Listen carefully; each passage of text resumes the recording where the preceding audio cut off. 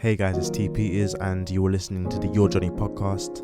In today's episode, we are going to be talking with Gillian Murray, who is an event photographer, currently shooting for people like Feet Mag, freelancing, and has probably shot your favourite artist. And if she hasn't done it yet, she definitely intends to do that and probably will. In this episode, we talk about kind of defining mental health.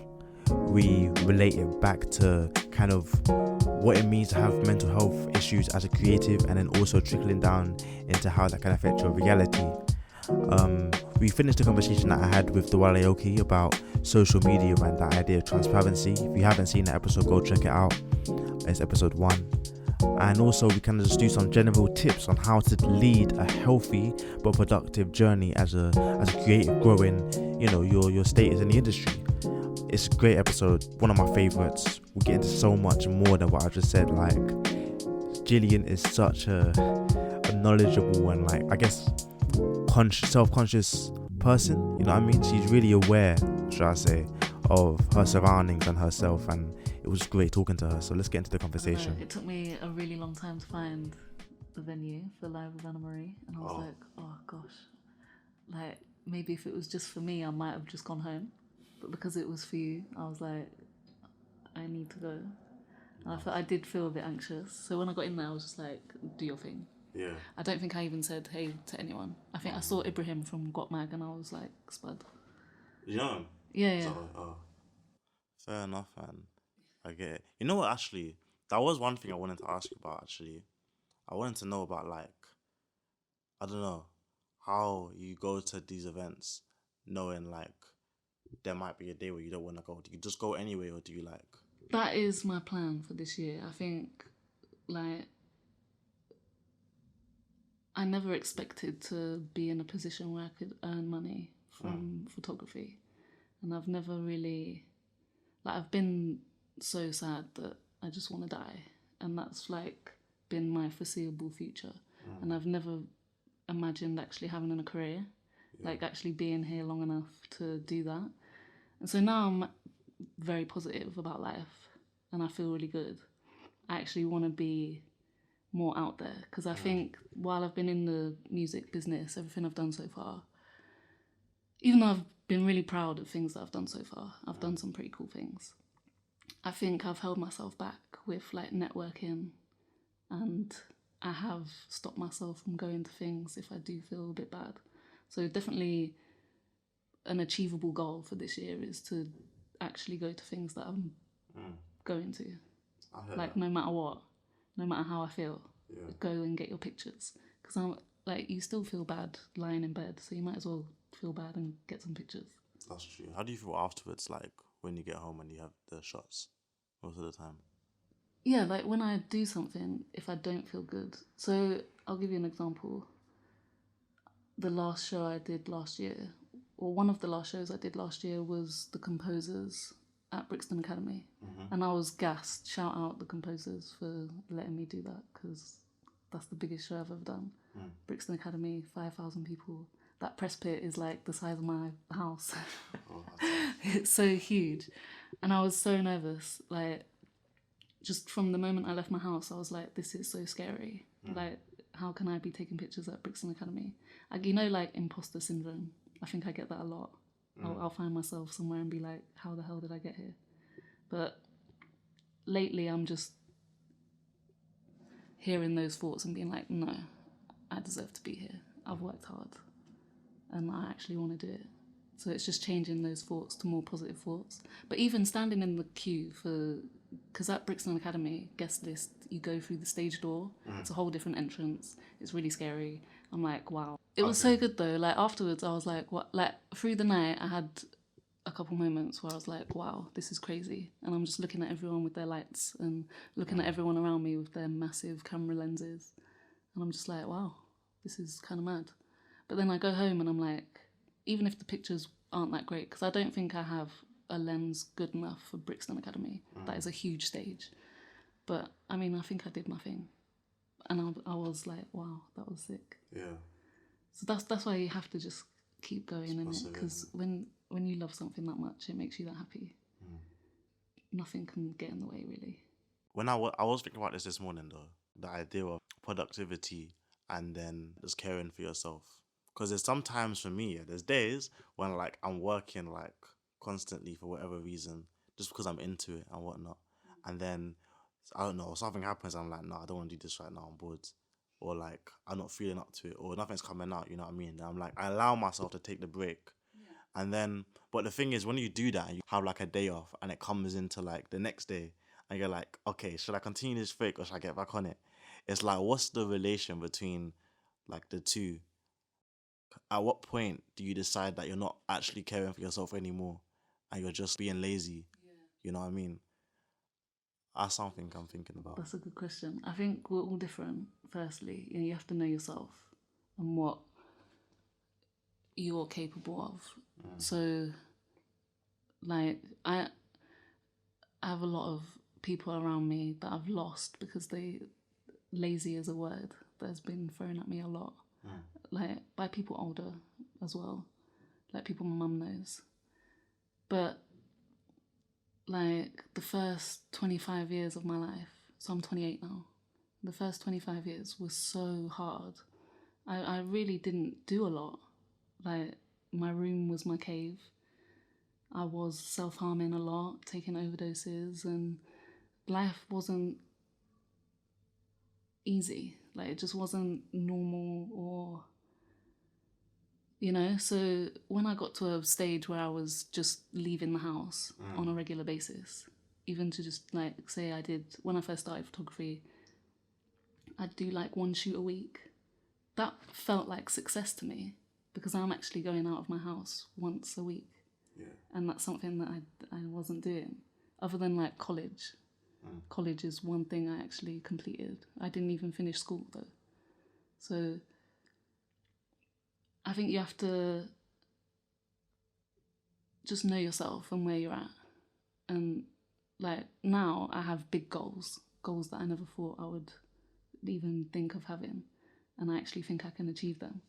But you have to take your steps. And it's a long journey. Like, don't rush yourself. Don't feel bad if you... Like, it's hard because social media, everyone's just achieving loads of things all at once. And you think, oh, why am I going so slow? Yeah. No, I was talking about it with, I think yesterday. We were like, 'cause I was asking them about like transparency and social media and stuff. I was thinking, I saw an article and it said like, I think it was like 14 out of 14,000 subjects or candidates in that this experiment, like 3/4 of children are most likely to get like depressed over social media. Yeah, And this sugar I'm and not stuff like surprised by that. And we were just talking about it and I was like, but then what if people were showing all like the bad stuff that was happening as well? Would that be good? Would that be beneficial? Like, it's a mad balance, isn't it? It is. I've thought about this, and like a couple of years ago, like I have a video on my Instagram I shared like of a black eye that I gave myself. And sometimes I question whether it's good to have it there. Like, it's still there. People responded to it, like gave a lot of love to me after it. No one messaged me about themselves though, so I don't know really if it did anything. Do you know what I mean? Yeah. Like, so I can think back and think, why did I do that? Did I do it for myself?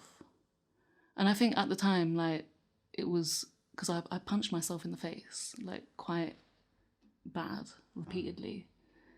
And it was just hard for me to even admit that to myself. Like, it was hard to even look in the mirror and be like, wow, you're a bit crazy, Gillian. Why did you do that?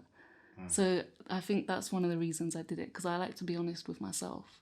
Like, I had a girlfriend at the time and we would go out and people would look at her like she's the crazy one, because why are you walking with someone with a black eye? Like, did you do that? So it was like more of a just being honest with myself. But I don't know if it would be good, because I think it's really hard with mental health. You don't want to encourage someone. You don't want to encourage people to self-harm or be in a low mood. But sometimes it's really helpful. Like, I know people that don't use the word failure, but I was watching Half Caste podcast. I think it was Half-Cast podcast, and Chucky said the word failure. And I love that. I love to hear that people feel like they failed and overcome it. Do you know what I mean? Like, I love to see that people have struggled and overcome and that they share those things. So, but I don't know what the balance is. I don't know. I've just gone on a long ramble with no point, really. Nah, that's what we got to you as well, to be honest. You literally were like, nah, there's no answer. We don't know the answer still. Like, it's all mad. But it is nice when you see that, though. Yeah. Like, people have failed, and like, we all do actually make mistakes. So it's nice when people share it and what they learned from it, how they... Definitely. Like, when I used to play bass guitar and I used to go to auditions, I really wanted to be a session musician. Or I thought I did, because I did music performance at college and stuff like that. So I always thought, yeah, I'm going to be on stage, like touring with Beyonce and that stuff. Yeah, that was the dream. But I never really put any effort into it. And I'd go to auditions and I wouldn't get it, and I would just be like, oh, I'm not playing bass for a while. And I would just kind of give up. But now, if I, like with photography, if I miss a show or if I let myself down, it just makes me not want to do that again. I have to be better. I have to be, like, I want to be successful in photography. And I don't ever think, let me not take pictures. Yeah. So, like, I guess, do you think then goals and like your dreams and stuff, they can just change easily? Do you even think it was your dream to be a bass Yeah, guitar? that's the thing. I don't know if it even was my dream to play. I think I was, because of things that were going on in my life, I never really had time to think about what I really wanted. Like, I just kind of fell into it, really. I just went to college to do music because I knew people that did that. And it was a safe space for me at the time. But yeah, after college and I dropped out of uni, I pretty much did nothing. I tried to have a job and got sacked. And I was just depressed for a few years again until I found photography. And obviously I've had really hard days up until now, but photography makes me so positive about life. Like, I can actually see myself doing things that I never thought I would be able to. I'm just wondering, because I've spoken to like a good array of people so far, not even just doing the podcast, just like in general. Just interesting people. Yeah, and some of them were just like normal people in it, with just like normal, there's lives, and they have like an opinion on stuff. Yeah. But like, I just wanted to know what it's actually like. What is like?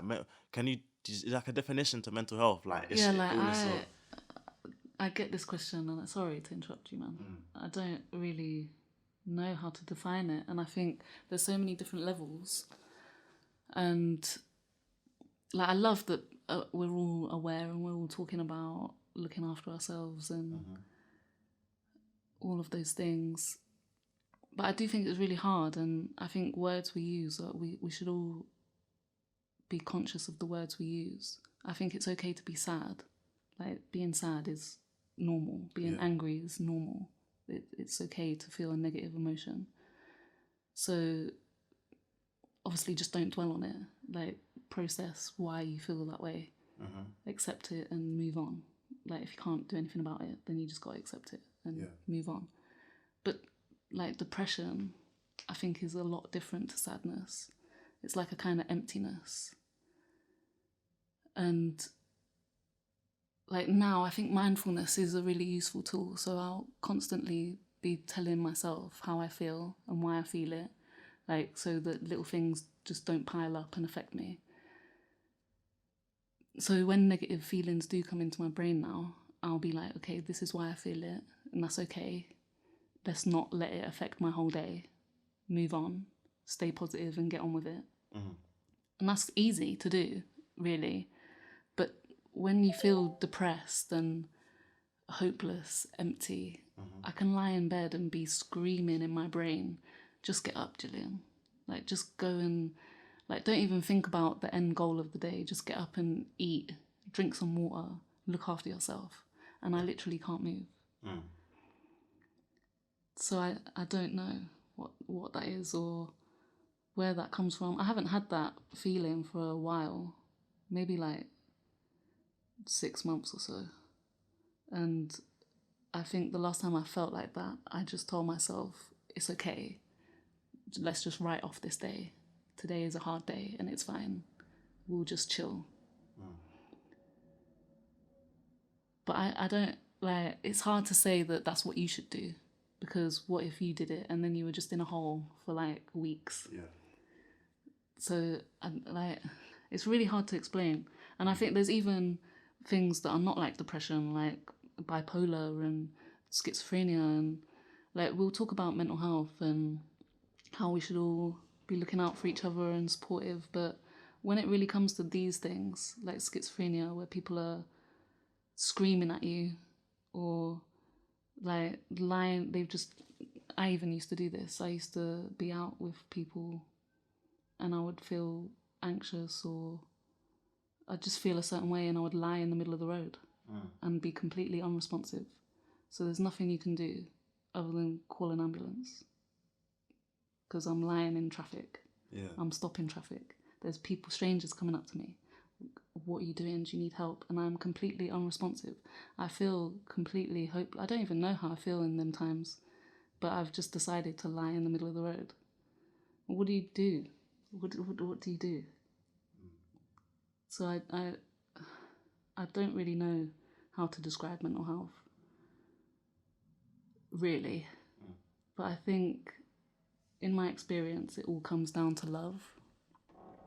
I think the more love I've had for myself and the more genuine love I've had around me, the better I've got. So yeah, I think love is really important. It changes everything. But obviously, if you come from a place where no one has ever loved you, no one has ever shown you how to love yourself, it's really, really hard to start to do that by yourself. That's such a good point, because I remember like a lot of articles I read and stuff like that. They'll be like how we learn. Obviously, we learn about love from our parents, our circle, and like that kind of defines almost who you end up with in the end as well. Yeah. Because that's how you know love. So if sometimes, I don't know if it's true or not or accurate, but like they'll be like if someone is with like an abusive partner in some form, like there was an element of that in their childhood that they actually find somewhat attractive, even though like subconsciously. Yeah. And that's what you're saying reminds me of a bit. Yeah, like even I've seen tweets, I can't remember what it says exactly, but something like some people will hold on to their trauma or like their toxic ways because they're scared to change. Like they're scared to be happy. They don't know, their whole identity is in that troubled person that they are. And I completely relate to that. I completely understand. It's so hard to, like, I can cry because I'm so happy and I've never felt that happiness before. And I'm like, this is so weird. I'm so used to being sad, or I'm so used to being nothing, just, you know? And it's mad to think that you're just so comfortable being depressed that you might as well carry on. You're so used to it. It's because you have to change yourself. That's the thing. Like no one, and I think it took me so long to be this positive, because for basically 25 years, I was waiting for someone to hold my hand and be like, oh, Gillian, you've had such a hard life. Let me clear the path for you and make it easy from now on. But that doesn't happen. And no one's going to come and help you along the way. You actually have to be the change in yourself. Obviously, I have a lot of support around me, people that are there, but they can only support you. They can only do, they can only do what they do, and from their own level of understanding as well. So really, you have to be completely down to change. Like if you are suffering, you have to want to be better. Otherwise, it's not gonna happen. Yeah. Just so people know, like, what have you been through? Like, what aspects of this do you relate to, like, personally? Because obviously you just said you had depression. So, and do you categorize it yourself? Yeah, that's what I was gonna say. So I've been like part of mental health services Even when I was young, from like 15, I was part of the child mental health services. And I've had like a lot of therapy, a lot of counselling. But I don't think, to my actual knowledge, I don't think I was ever diagnosed with anything other than depression. Like, but as a teenager. Since then, like I had therapy a couple of years ago. But no one's ever... Therapy is different. They don't really diagnose you. They just chat to you. But when I was 15, I saw a psychiatrist and a psychologist, and they would have said, you're depressed or whatever. But I kind of just used that word because it's something that people kind of understand. But words have been thrown at me. When I was 18, I was on antipsychotics even. And like bipolar's been used, but I just don't... I think it's better to tell yourself you don't have something wrong with you. Like, I think I'm just the product of everything I've been through. So my dad was very violent towards me and my mum. I lived with him till I was 18. He was emotionally and psychologically abusive as well. So things he said were probably worse than the violence, but it's all still there. So yeah, I just started self-harming when I was 14 because of my dad. And I just didn't want to be alive anymore, really. And was taking overdoses just to get away, for attention, really, as well. Like, I would tell people, like I would leave my house with the intention of going to hospital to tell people that I've taken an overdose and I need your attention. So I'd leave my house, go to a shop, buy some tablets, take them, down some vodka, go to hospital and be like, help me. Fuck, someone listen. So, I mean, I was in a bad place. I've done some drastic things. I can't remember the point of the question. We were just talking about like Why? diagnosis Oh, yeah, versus self-diagnosis. So I think because of all that going on, I mean, I saw some stuff. My dad was a lot. I've seen some things. I've seen him do crazy things to my mum, even when I was... Do you want to hear it? Because I don't know if I should... Yeah. Like, one of my earliest memories, I'm about 4, and my dad kicked me and my mum down the stairs. And my mum is laying on the floor and he is just sitting, kind of playing with her head like a basketball off the floor. So it was like things like that. And it started, like, my earliest memories are my dad being like that right up until I'm 18, and he headbutted her in the face and put her in hospital. And you remember all of this from back then? Yeah, like, obviously when you're 18, you're Oh, grown, yeah. You're fully aware. And maybe from the age of 14 to 18, I would tell my mum regularly, we're going to leave, and I'm not leaving without you. Wait, did you say 4 or 14? 14. Sorry, okay. I think So when I started self-harming, I think I did that because I just wasn't scared of my dad anymore. Yeah. And I just was like, I've had enough of this life. I can't really leave my mum because it'll probably kill her. So let me just sit around, really. And I didn't go to school. I didn't really do anything. I just sat in my room, hurting myself, with drinking even. My mum used to work in a pub. She was like a manager of a pub. And I would help her out, and I would always go in the cellar and like steal bottles of vodka and just drink. So I wasn't being very good to myself in any kind of way. Just really waiting for him to go. And even when he went, I think like that day was hard. And I used to go to therapy and after he left, and I would tell my therapist that was the happiest I've ever been. Like the day that he left, he put my mum in hospital. Her face was purple, but it was still one of the happiest feelings I ever had because I knew it was over. My mum called her friend for the first time ever and actually said, like, this has happened. She was actually honest about what he'd done. So I knew that's the end now. People know. Yeah. And it's crazy that something like that was the happiest I'd ever been in like 18 years. I think even after that, so much, I think I went straight to college and just kind of ignored everything, partied for 3 years. I had a lot of fun at college. I made some good friends and we partied. I played music. We played gigs. It was amazing. But I really ignored everything that had happened and didn't really... Like, that probably would have been a good time for me to have therapy. But I didn't. And after college ended and I tried to go to uni, and uni is so different to college. It's very independent. It's very down to you. You have to take yourself there. You have to motivate yourself to do everything. And I just wasn't ready and became depressed again. Everything kind of hit me.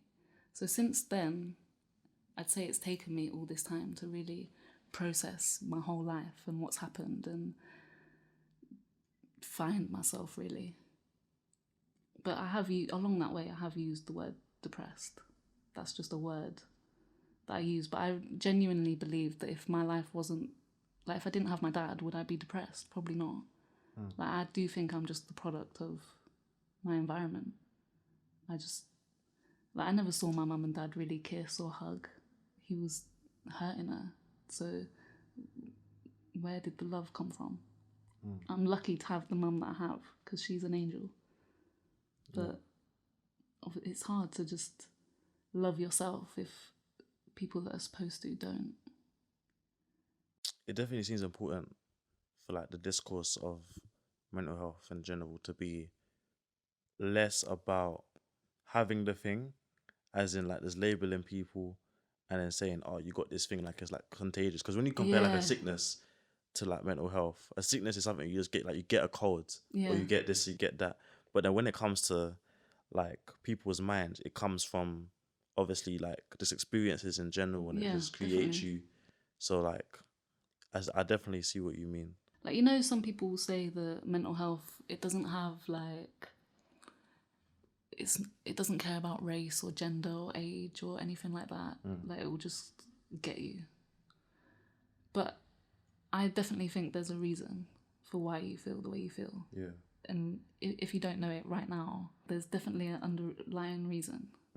Like, there's even things, like I have a sister who, like, she's estranged from my whole family. She just moved away. She couldn't take my dad and just left. And like, she's doing great now, but we don't talk. She's just like completely separated from our whole family. Yeah.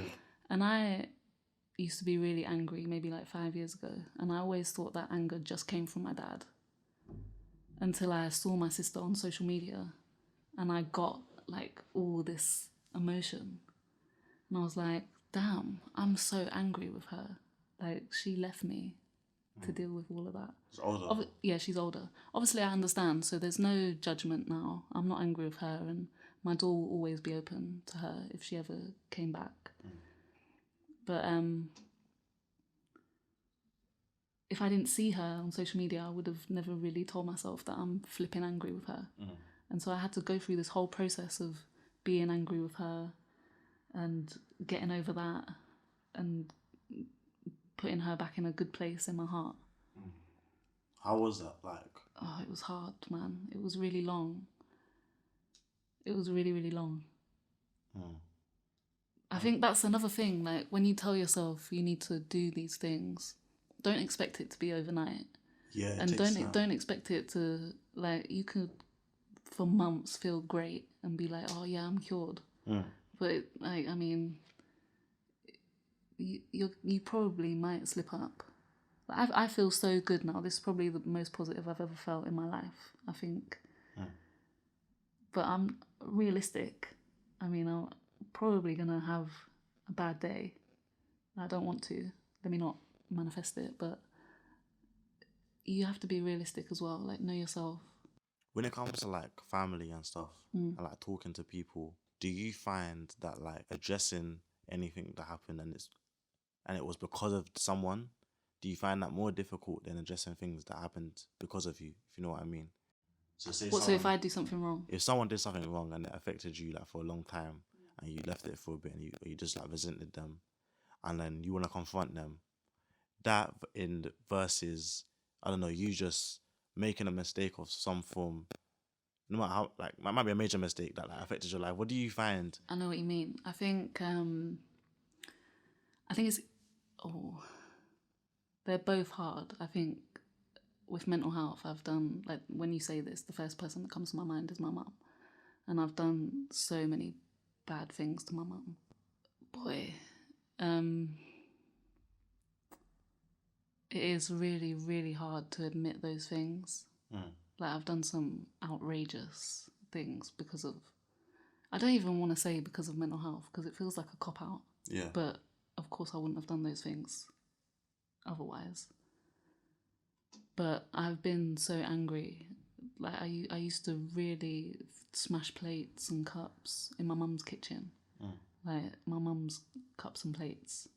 And just screaming at her and shouting at her. And I used to go to therapy, and they invited my mum to this, like, workshop for family, for people that had whatever they were saying I have, and how to, like, deal with us.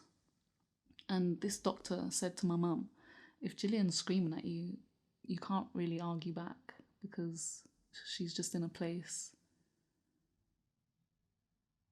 where you're not going to win, basically. And when I look at that now, I think that's so horrible. Like, that makes me feel so bad. Like, my mum had to put up with me screaming at her, and an actual doctor told her it's okay. Yeah. I don't do that now, but it just makes me feel so, ugh. Like, my mum doesn't deserve that. She's an angel, and obviously she had my dad screaming at her for 18 years. So it is so hard to be honest about things that you do wrong. But I think it is really important to do that. You have to be aware. Sometimes it's you know? Like, people talk about cutting out toxic people from your life and that. Sometimes it's you. Sometimes you're doing some toxic behaviour and you need to be aware and fix up. How do you, like, respond to that, actually? Because I do know, like, a lot of the time, people who have, like, friends, and then, like, one of the biggest fears I've noticed is, like, the fear of, like, being, like, left or abandoned, innit, by your friends for like your problems, innit. Yeah. And it's like, how should people wanting to make friends with someone and they find out that their friend has had, like, they've been going through a bunch of things and they may, like, cause them problems in their life? How do you think society should be responding to that?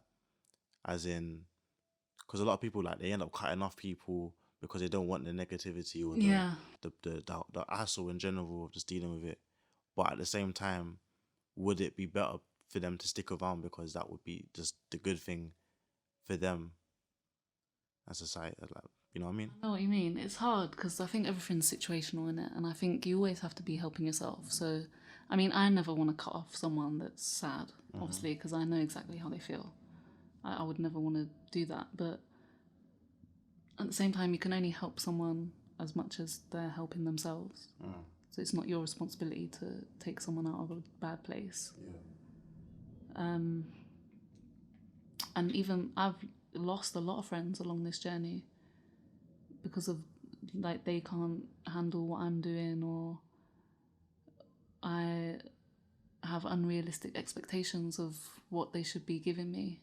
Yeah, I think that's my question. And, like, what do you expect from people? I think before I've expected a lot from people. That's why I've lost them, probably. But I think now, I think I have really great, I wouldn't say I have a lot of friends, but I have great friends. And my relationship with them is great. And we're all very transparent and open. And I tell all my friends I love them. They tell me they love me. Like, we're there for each other. Even, like, I love to be invited to things, even if people know I'm probably not going to go. Like, I've like, before, years ago, people would invite me and then they'd just give up. But I have my friends now, they'll invite me to everything. Even if I'm like, nah, I'm probably not going to come to that.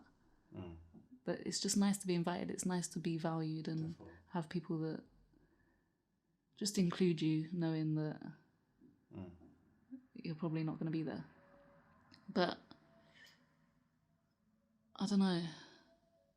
Really, I don't know. It's all situational, isn't it? It depends on you and what's going on. Definitely. So and for your you, then friends. it's like, Yeah, because even I know people that are like, oh, don't invite me because I don't want Yeah. the pressure of saying yes or no. So just let me tell you if I want to go to something. Do you know what I mean? So yeah, we're all different, innit?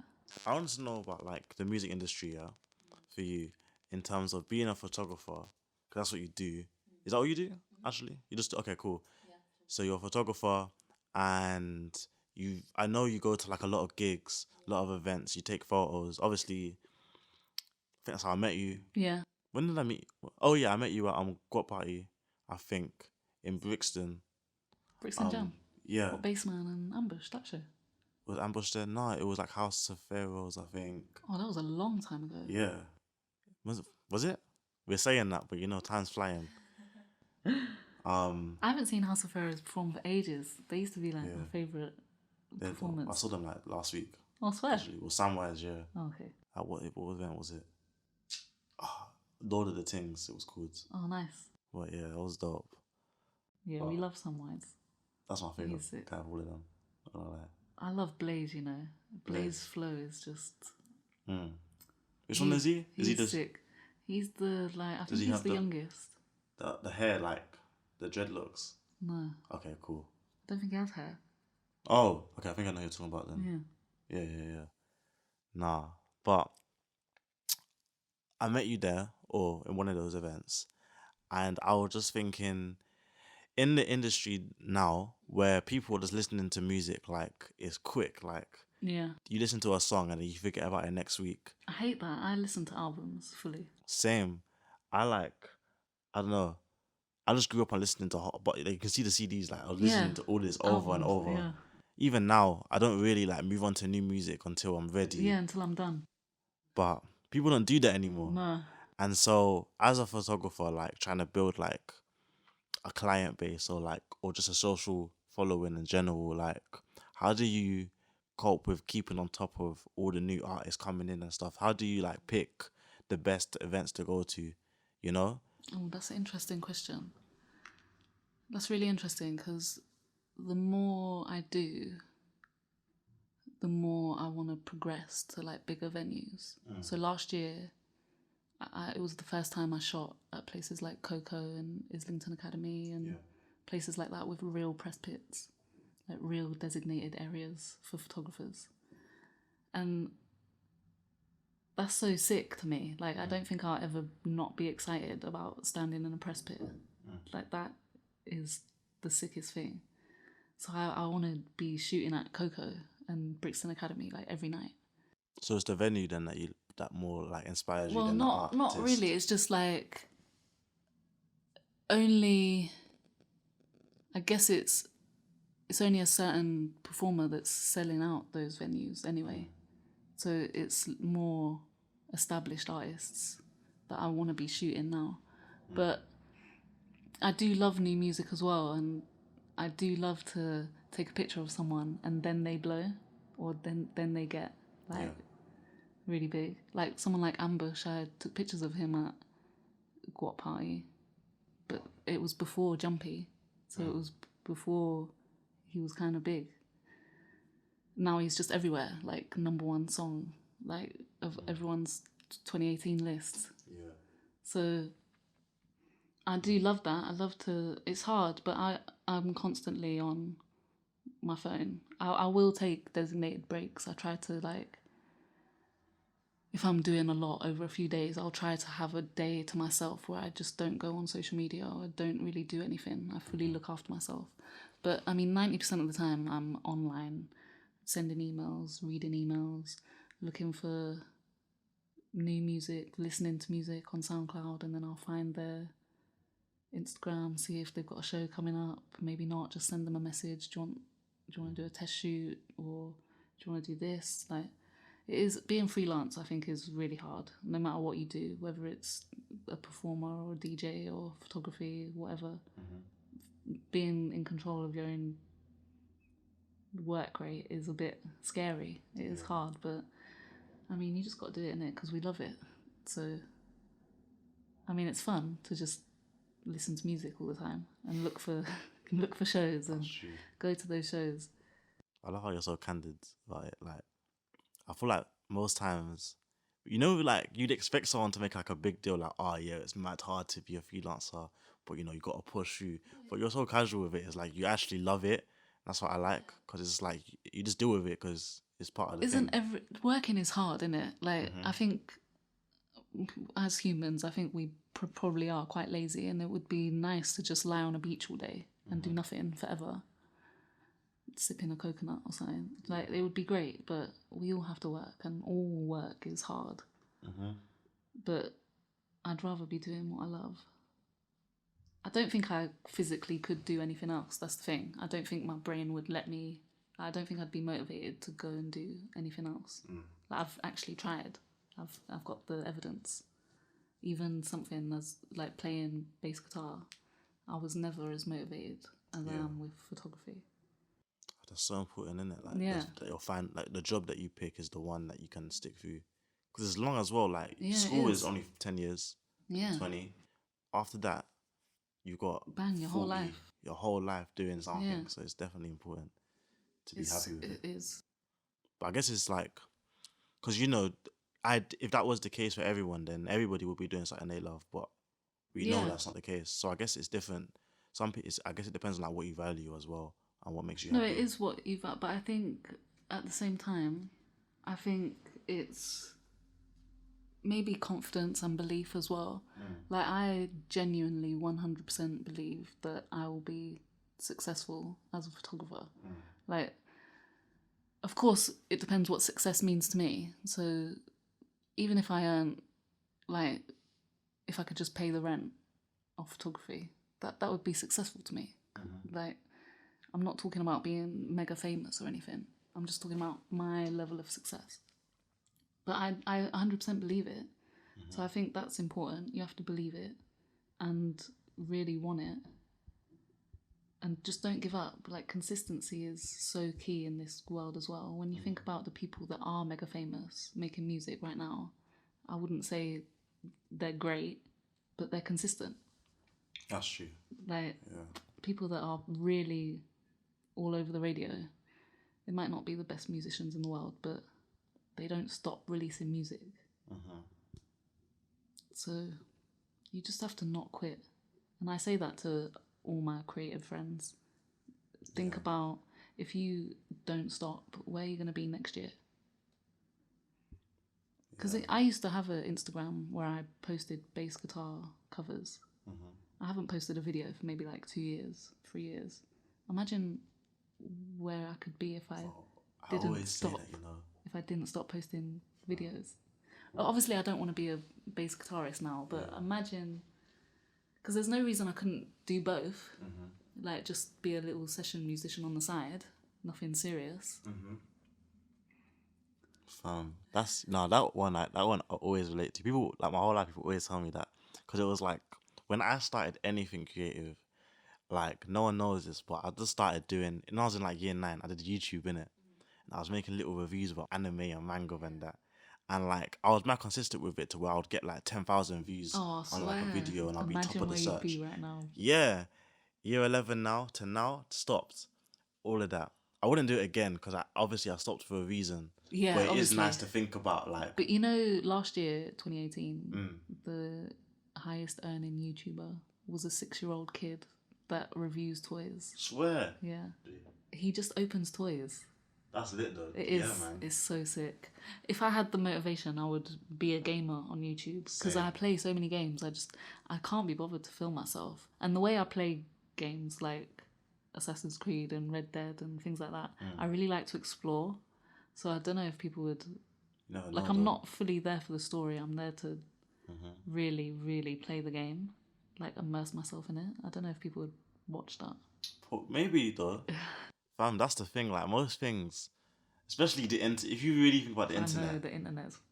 There's madnesses and people enjoy it. And you see Twitter, like the retweets of like some next video. Yeah. People like anything, so there's always a chance. Well, so wait, do you think that at some point you'd like endeavor into something else with photography? You know, like Childish Gambino always like doing different Yeah, things. I mean, I love mental health. Not, you know what I mean? Like, I like talking about it. I like thinking that I'm helping someone. Maybe, I don't know. Like, so I'd maybe like to do something with that. I think helping people, encouraging people is nice, isn't it? And I would maybe like to do a little bit of videography, like music videos or filming live. Like if I went on tour with someone, film their tour. That would be cool. I do want to do a documentary about mental health, but I don't know if I want to film that or I don't really like like I want the documentary to be about my journey with mental health, but also about the journey of other creatives that I've met along the way, and just how we navigate the creative industry. Oh, that's dope. Yeah, but I don't know. Like, obviously, if filmmakers want to hit me up, Fam, hit me up, man. yeah, and you, like, if people like, because I don't know who I need, what I need. Yeah. You know, like, I wouldn't say I'm the most creative person in the world. So I think this year is really going to be about finding what I can really do. Because I think I've just been casually bopping along and I found myself doing pretty sick things. And now I'm like, okay, I can actually do this. Let me be for real. Yeah. This is what I wanted to ask you.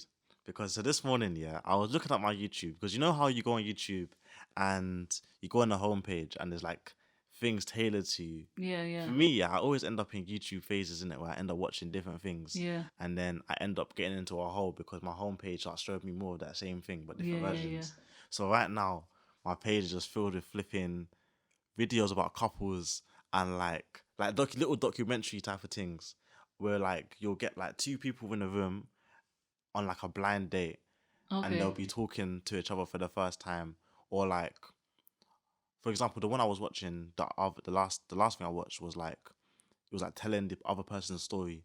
So in the blind date, you'll look at the person and you write down what you think their story is. Okay, So like, that's interesting. you'll be like, so if it was me and you, I'll be like, your name's probably Rebecca because I don't know your name yet. You are 25 and you work as a teacher. No, that's just true. Yeah. Just chatting nonsense. And then, that's basically the type of videos, isn't it? And That sounds well interesting. I want to watch it's that. so dope. It's really. I'll send you links, man, because I got there on my history now. But that just made me think about like misconceptions and all sorts of like how we look at people and judge them. Obviously, it's normal to do that. Like, Yeah, of course. there's nothing. We all do that. How should we take that though? Do we just do we accept? No, I don't think so. I don't know. I think like I always think about how I'm being perceived because of anxiety. I think I'm really quiet. That is one of my goals this year, to really network and show people my actual personality, be myself, and actually build relationships with people. But I haven't really done that. Like literally, I'll go to an event, I'll pick my spot at the stage, the corner, stay there all night, take my pictures, and go home as soon as like the last act is finished. Maybe even before the last act is finished performing, I will go home because I think I've got enough pictures, and I won't chill afterwards and chat to people. And so a lot of the time I can be at an event and just be standing at the stage looking a bit stiff, and I think like, do people think I'm rude?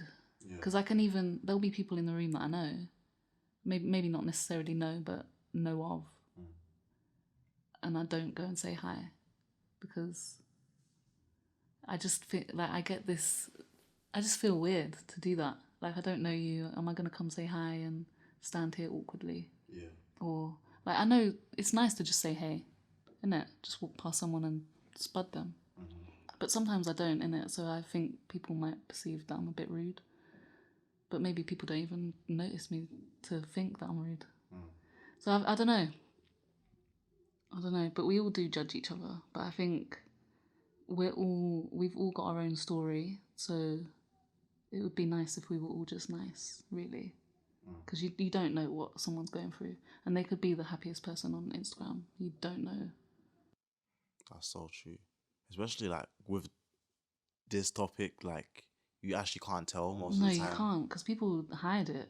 Yeah. People can feel ashamed or guilty, or like you can even feel like you're just on top of it and that it's not affecting you. Let me just be happy and it will go away. Yeah, you don't know what anyone's really going through.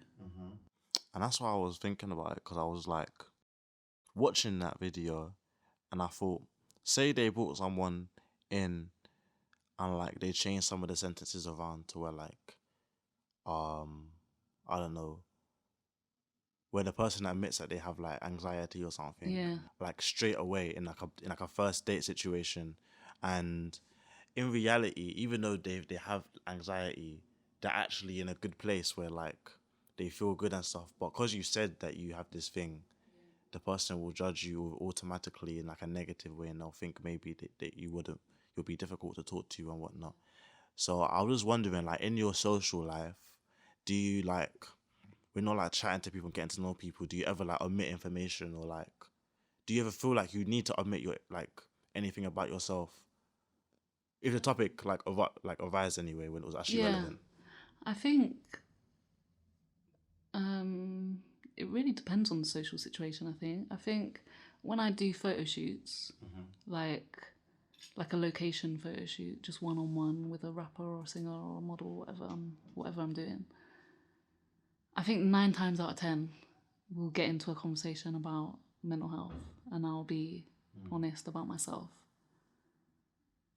I don't know if that's me or if I make people feel like they can talk about them things about themselves as well, because it's never just one-sided. I think everyone I've taken pictures of, I've had quite interesting, sometimes deep conversations. But I think that maybe it is just me. I'm very comfortable talking about these topics, and I like people to just be honest. I don't. When I'm shooting you, I kind of want you to be vulnerable, because I want to take pictures of the real you. And I don't want you to, unless you want to be all posy, then calm. But really, I want to see the person, not the singer or whatever. I actually want to see you, and so I will chat a lot when I'm taking pictures of someone. Okay, that's dope. So essentially, you would say that you're the type of person that like it's easy to talk about things about like your personal life and stuff like that. Like real things. I think I find very easy to talk about. Okay. I'm not great at talking about like what's happening right now, or like the other day I did a shoot and the girl just kept asking me about R. Kelly, and of course I know about R. Kelly, but from a long time ago. I don't really understand why we all care now. Obviously because of the show, but I mean, he married Aaliyah when she was 15. We knew that. We knew that. So I don't, like, yeah, I'm not great at keeping up and having conversations that I feel are a bit pointless, maybe. Not to be rude, like, of course we're all creatives and we love entertainment, so entertainment can be great to talk about. But yeah, I think I'm good at talking about real things. And I think I thrive in a one-on-one situation, to be honest. I think when there's more than 3 people, I become a bit quiet. But that's what I'm really working on. Okay, stop. Cool. I can't lie, yeah. You need to teach me how to like pose in front of a camera. I keep asking people. I want to do a session where like I can just take pictures, yeah, and learn and just copy like another model or something and see what they do, so I can learn, because it's hard, you know. It is. Whenever I have the camera on me, I just feel tense. Same. Like it's hard to relax. Oh my gosh. I actually see it as a performance. No, yeah, definitely. You know what I mean? When the more professional models I shoot, the more I realise that modelling is a real skill. like it is a real Talent. skill. Yeah. Just being that good in front of the camera is hard. Mm-hmm. But some people love it though. Like especially singers and rappers, they love the camera. Yeah. They might not be all posy and professional like models, but they love the camera. Definitely. That's definitely me. I definitely like.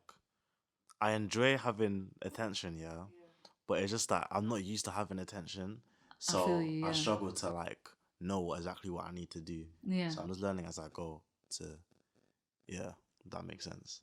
So yeah, I wish there was like a course online. Probably is. Someone There can tell probably me. is, you know. Udemy. I'll check that out on the internet. You know Udemy, innit?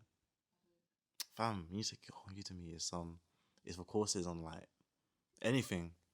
Like you just go on the website and it's like online courses and like you just go through at your own pace. It's usually like I'm sick. they're usually expensive, but they always have sales. It's like fucking Sports Direct, so they always have sale. Literally £9 or like 90 or like £1 for a course that will last you like 20 hours. So like, yeah, don't know I'm telling you this, but it's probably a course about that. But yeah, man. Okay, I think we covered a lot in this. To be fair, yeah, that was interesting. Especially since I didn't plan this. Like I said, I had a few questions for you, but you'd be talking and you'd just trigger things for me. So it was dope. So that's why I'm happy I had you as one of the last people. Man. Nah, thank you for coming, man. Thank you for even helping, because you've actually been about since the start, to be honest. Yeah, sorry I didn't come take pictures, but that. Thanks for being understanding. You're really understanding. It's calm, man. I'm just happy that people were involved in general. Yeah. Because for me, like doing this, it's like low key. It's like why would anyone want to do this with me? Because I don't have like the backstory or anything like that. That makes me the guy. You know what I mean? Yeah. Like I can see you doing it. That's why you're talking about your documentary. I'm like, yeah, I can see you doing the documentary. Yeah. Because you're just interested like that. But me, I just want to. But you just want to learn, innit? Yeah. That's cool. I think that's really cool. I think you know when I was saying about using the right words, like we should be careful with the way we speak about mental health. Like some people don't want to educate themselves and they're just like, they think just putting positive energy out there is the answer and being positive constantly and motivating people constantly is the answer. Whereas I think that's great, of course. You should be positive, but it's not overly helpful. I think you still have to get to the root of your problems.